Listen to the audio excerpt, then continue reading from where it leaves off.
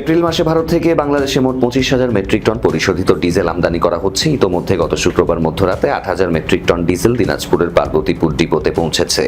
এই ডিজেল আসামের নুমালীগড় রিফাইনারি থেকে বাংলাদেশ ভারত মৈত্রী পাইপলাইনের মাধ্যমে পদ্মা অয়েল পিএলসির পার্বতীপুর ডিপোতে সরবরাহ করা হচ্ছে। মেঘনা পেট্রোলিয়াম লিমিটেডের ম্যানেজার কাজী মোহাম্মদ রবিউল আলম জানান, এপ্রিল মাসে মোট 25,000 মেট্রিক টন ডিজেল আমদানির পরিকল্পনা রয়েছে। ইতোমধ্যে 8,000 টন পৌঁছেছে এবং আগামীকাল আরও 5,000 টন ডিজেল পাম্পিং শুরু হবে।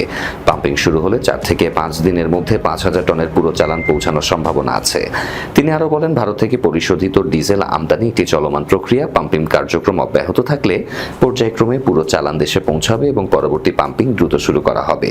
তিনি আশা প্রকাশ করে বলেছেন, এপ্রিল মাসের মধ্যে সম্পূর্ণ 25,000 মেট্রিক টন ডিজেল দেশে পৌঁছাবে। রবিউল আলম জানিয়েছেন, বর্তমানে পর্যাপ্ত মজুদ আছে এবং সরবরাহ ব্যবস্থা স্বাভাবিক রয়েছে।